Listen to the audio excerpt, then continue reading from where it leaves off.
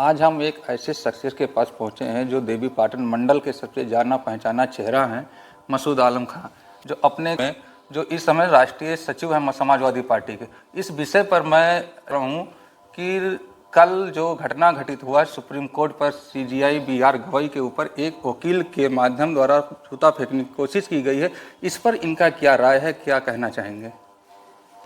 बहुत बहुत धन्यवाद आपका। देखिए, जो कल माननीय चीफ जस्टिस के साथ अदालत में ऑन चेयर जो घटना घटी है, उस चीफ जस्टिस पे हमला के साथ साथ वो एक भारत के संविधान पर हमला है।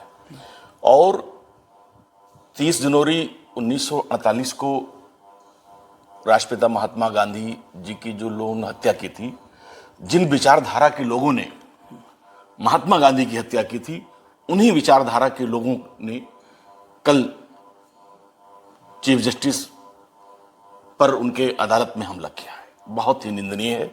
और देश कहां जा रहा है, मतलब देश किस दिशा में जा रहा है? आप सोचिए, जब भारत के सुप्रीम कोर्ट में प्रैक्टिस करने वाला वकील, जब उसकी मानसिकता जिसके कानून से लड़के न्याय दिलाना है, इंसाफ और संविधान के आधार पर लोगों के लिए वहां पर वकालत करना है और लड़ाई लड़ना है, वो व्यक्ति हिंसक हो जाए। और एक इसलिए कि चूंकि सुप्रीम कोर्ट के न्यायाधीश एक दलित वर्ग से आते हैं, इसलिए लोगों में उसके अंदर लेकर के उनको हजम नहीं कर पा रहे हैं।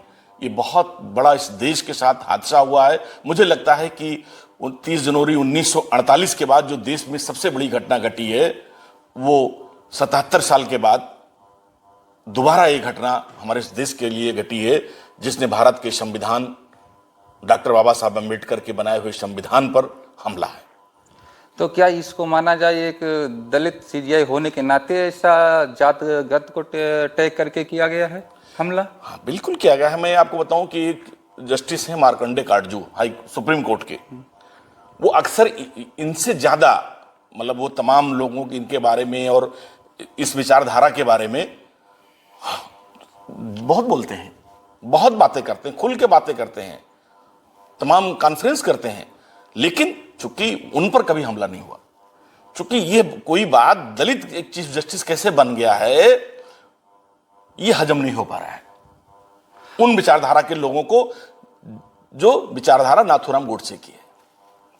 अच्छा, ये जो अभी कुछ दिन पहले जातगत को रैलियां रोकने के लिए, जो जनसभा को रोकने के लिए आदेश आया था वर्तमान सरकार द्वारा, जो माननीय योगी आदित्यनाथ के द्वारा कहा गया है, अभी सोशल मीडिया के माध्यम से पता चला है कि एटा जिले में क्षत्रिय महासभा पूर्व सांसद कैसरगंज ब्रिजभूषण सिंह के द्वारा रैली किया गया। आप इस किसको, मतलब कैसे देखते हैं इसको?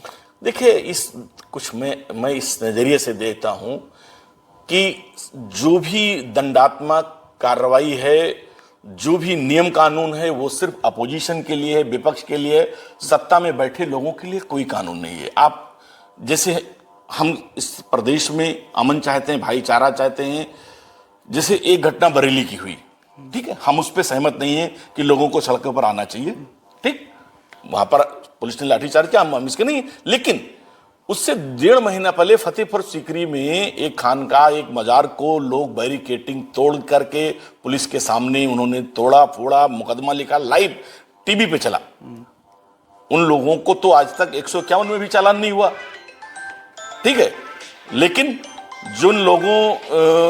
जिन लोगों ने यहां उस प्रदर्शन में शामिल हुए, उनके घरों को, उनके मकानों को, उनके दुकानों को गिरा दिया गया, उनके हाथ पैर तोड़ दिए गए। तो एक सेलेक्टिव जो कुछ यहां पर पनिशमेंट है और जो किसी के लिए है, वो सेलेक्टिव, जो सत्ता सरकार के खिलाफ बोलेगा, जो सत्ता सरकार के खिलाफ है, जो बीजेपी के साथ नहीं है। आप बीजेपी के साथ कहीं पर भी है, आप कितना भी वो अपराधी हो, टेररिस्ट हो, कोई भी हो, अगर वो भाजपा के साथ चला गया, वो कितना भी भ्रष्टाचारी हो, तो वो बिल्कुल धुल के वॉशिंग मशीन से बाहर निकलता है। तो इसका मतलब जो वर्तमान सरकार है, ये जात आधारित या जातगत को देखकर या विपक्ष को देखकर ही कार्रवाई करती है? मैं कह रहा हूं, आप बताइए। बिल्कुल करती है। एक तो इसको, ये सरकार किसी भी तरह से भारत के संविधान, न्याय, उस पर भरोसा इसको नहीं है। ये अपने ये सरकार किसी को भी एक चश्मे में, जैसे कानून को, लैंड ऑर्डर को कोई भी बिगाड़े, तो मेरा मानना है कि सरकार वो है कि अगर कोई भी कानून हाथ में ले, लैंड ऑर्डर हाथ में ले, तो उसके खिलाफ संवैधानिक और न्यायिक तौर पर जो भी बनती हो उससे कार्रवाई। लेकिन यहां ऐसा नहीं होता। यहां सारी चीजें, अगर वो अपोजिशन के लोग हैं, विपक्ष के लोग हैं, तो उन पर आप सरकार के चाबुक चलेंगे, उन पर बुलडोजर चलेगा, उन पर सारी चीजें। और अगर वो सत्ता से संबंधित लोग हैं तो उनको सारी चीजें माफ है, उनको कुछ भी करें उनके लिए कुछ नहीं। अभी इटिया ठोक में एक बच्चे की हत्या कर दी जा रही है सिर्फ काम ना करने की वजह से। तो क्या ये लोग जो विशेष करके इस पर अपराध नियंत्रण पे वर्तमान सरकार को कैसे देख रहे हैं? हाँ, इसलिए देख रहे हैं कि एक पिछड़े वर्ग का, हमारे बर्मा समाज का एक लड़का था, 18-20 साल का रहा होगा, जितने 20 साल का कोई आइडिया में नहीं, 15 साल का था।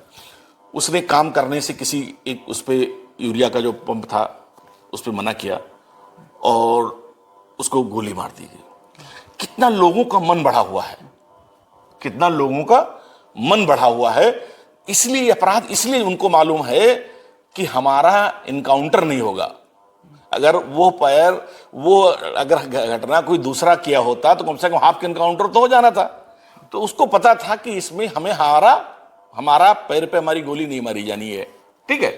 तो वो बेखौफ था, उसको कहीं पर भी कोई डर नहीं था, तो कोई दिक्कत नहीं हुई। उस बच्चे को उसने गोली मारी और प्रक्रिया में पुलिस प्रशासन का था, उसको अपना गिरफ्तार कर लिया। हम उस पर मांग करते हैं सरकार से कि तमाम बार सरकार ने ऐसे घटनाओं पर 20 लाख रुपए लोगों को मुआवजा दिया है। हम चाहते हैं कि उस बच्चे, उस परिवार को, गरीब परिवार है, उसे सरकार 20 लाख रुपए का, जिला प्रशासन और माननीय मुख्यमंत्री जी से मैं कहूंगा कि उस जो परिवार बहुत गरीब है उसको 20 लाख रुपए की आर्थिक सहायता दी जाए और उसके घर को एक सरकारी नौकरी दी जाए। तो इस पर मतलब आपका साफ साफ है कि वर्तमान जो सरकार है ये लॉ एंड ऑर्डर में एकदम फेल है। इसलिए फेल है कि ये पनिशमेंट सिलेक्टिव है। जैसे उसमें अब अपराधी, पहले कोई घटना हुई तो पहले ये देखा जाएगा कि अपराधी किस सत्ता से जुड़ा है कि नहीं जुड़ा है। अगर वो अपराधी सत्ता से जुड़ा है तो जाहिर सी बात है कि उसके लिए रियायत है, उसको बहुत कुछ नहीं होना है, बहुत हल्के फुल्के चीज धाराओं में होना है। अगर वो करने वाला अपराधी किस जाति बिरादरी का है उस हिसाब से फिर उसके पर करना है ना। तो इसलिए कैसे अपराध रुकेगा? अपराध के लिए जब एक चाबुक होगा, एक न्याय व्यवस्था होगी, तब अपराधी के मन में डर आएगा कि नहीं, हम नहीं बच पाएंगे। अपराधी को जब तक ये लगता रहेगा कि नहीं, हम सत्ता के सरकार के साथ हमारी सत्ता और संरक्षण मिलता रहेगा, या हम जिस समाज बिरादरी से आते हैं उसमें संरक्षण मिलता रहेगा, तो अपराध नहीं रुकने वाला है। फिलहाल देखा जाए बीजेपी गवर्नमेंट लगातार ये कह रही कि सुरक्षा व्यवस्था काफ़ी किया जा रहा है और लोग दिन में या रात में बेफिक्र होकर निकल सकते हैं, अपराध एकदम कंट्रोल है, लॉ एंड ऑर्डर कंप्लीट है, इससे कोई मतलब भय का माहौल नहीं। यही विपक्ष की जब सरकारें हुआ करती थी तो खासकर लोगों को डर और भय माहौल बना रहता था। तो क्या ये जाहिर सी, इसको किस नज़र से आप देख रहे हैं कि अब वर्तमान सरकार सही कह रही है या फिर? एनसीआरबी के जो आंकड़े हैं वो उठा के देख लीजिए। सबसे ज्यादा जो सरकारी आंकड़े केंद्र सरकार की हैं, केंद्र में भी तो इसी डबल इंजन की सरकार है, सबसे ज्यादा दलितों पर अत्याचार पूरे प्रदेश में, अगर देश भर में सबसे ज्यादा दलितों पर अत्याचार उत्तर प्रदेश में हुआ है, जो एनसीआरबी के भारत सरकार के आंकड़े कह रहे हैं। सबसे ज्यादा महिलाओं पर, सबसे ज्यादा देश में महिलाओं पर अत्याचार हुआ है, उनके साथ जुल्म ज्यादती हुई तो उत्तर प्रदेश में हुआ है। तो जब भारत सरकार के आंकड़े कह रहे हैं कि सबसे ज्यादा यहां महिलाओं पर और दलितों पर अत्याचार हुआ है, तो जाहिर सी बात है कि अब ये तो उनके झूठे और खोखले वादे हैं अगर वो कह रहे हैं। दूसरी चीज एक और बात कहते हैं, बिजली व्यवस्था में अभी नवरात्र का एक पावन पखवाड़ा गुजरा है, उसमें इतनी व्यवस्था, मैं इस जनपद गोंडा और बलरामपुर श्रावस्ती मंडल की बता रहा हूं, इतनी खराब थी कि जैसे मान लीजिए दुर्गा महोत्सव में तमाम लोग लाइटिंग और बिजली का लाइटिंग करते हैं, सजावट करते हैं, मतलब 6-6 घंटे 4-4 घंटे गोंडा और मंडल के मुख्यालय शहरों पर 5-5 घंटे बिजली नहीं रहती थी, ठीक है। काश अगर समाजवादी पार्टी की गवर्नमेंट होती और नवरात्र जैसे पावन पखवाड़े में अगर बिजली की कटौती होती तो भारतीय जनता पार्टी के लोग समाजवादी पार्टी को हिंदू विरोधी घोषित कर देते।